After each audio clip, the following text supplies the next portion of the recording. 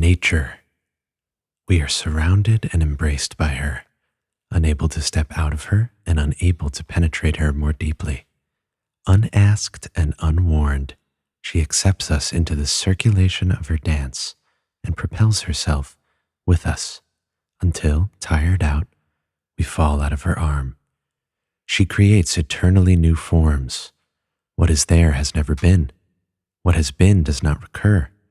Everything is new and yet always the same old thing. We live in her midst and are strangers to her. She speaks with us unceasingly without betraying her secret to us. We affect her continually but have no power over her. She seems to have designed everything for the sake of individuality, but does not care for individuals. She always builds and always destroys, and her studio is inaccessible. She lives in lots of children, but the mother, where is she? She is the only artist, from the simplest material to the greatest contrasts, without any appearance of exertion to the greatest perfection, to the most exact determination, always covered by something soft. Every one of her works has its own character, every one of her manifestations the most isolated concept, and yet everything constitutes a unity. She puts on a play. Whether she sees it herself we do not know, and yet she plays it for us who stand in a corner. Eternal living, becoming, and motion are in her, and yet she does not move on. She transforms herself eternally, and there is not a moment's standing still in her. For staying she has no concept, and she has placed her curse on standing still. She is firm, her step is measured, her exceptions rare, her laws immutable. She has been thinking and muses continually, yet not as a human being, but as nature. She has reserved for herself a sense that is her own and all-embracing, but nobody can see it by looking at her. All human beings are in her, and she is in all of them. With all of them she plays a friendly game and rejoices the more one wins from her. With many she does it so secretly that she finishes the game before they notice it. Even what is most unnatural, even the plumpest Philistinism, has something of her genius. Whoever does not see her everywhere does not see her correctly anywhere. She loves herself and always clings to herself with eyes and hearts without number. She has spelled herself out in order to enjoy herself. Always she lets new enjoyers grow forth because she desires insatiably to communicate herself. She delights in illusion. Those who destroy that in themselves and others she punishes as the most severe tyrant. Those who follow her trustingly she clasps to her bosom like a child. Her children are without number. To none is she stingy everywhere, but she has favorites on whom she squanders much and to whom she sacrifices much. She has reserved her protection for what is great.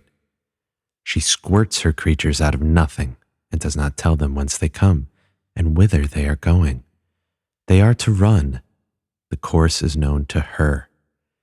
She has few mainsprings that are never used up, always effective, always manifold.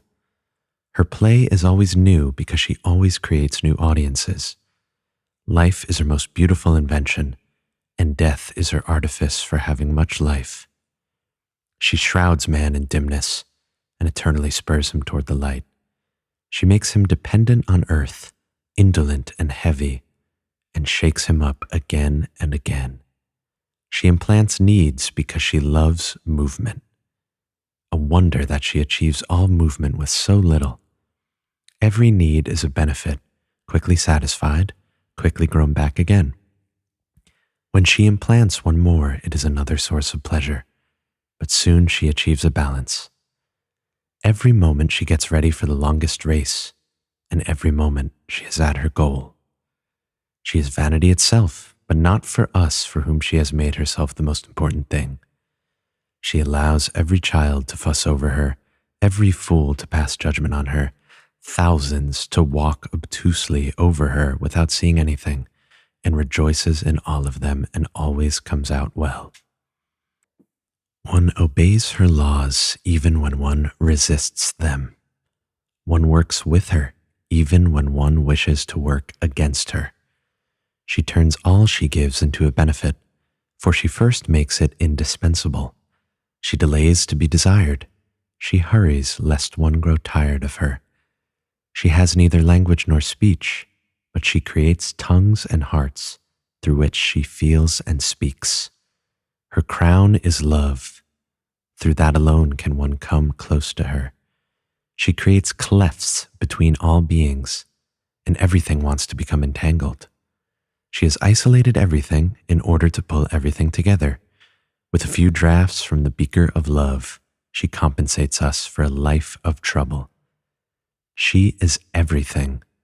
She rewards herself and punishes herself, rejoices and torments herself. She is rough and gentle, lovely and terrible, without strength and all-powerful. Everything is always present in her. Past and future she does not know. The present is for her eternity. She is gracious. I praise her with all her works. She is wise and silent. One cannot tear any explanation from her body, nor force any present from her that she does not give of her own free will. She is cunning, but for a good end, and it is best not to notice her cunning. She is whole, yet always unfinished.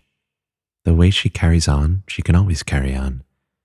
To each she appears in a distinctive form. She conceals herself in 1,000 names and terms, and is always the same. She has placed me inside. She will also lead me out. I entrust myself to her. She may dispose of me. She will not hate her work. I did not speak about her.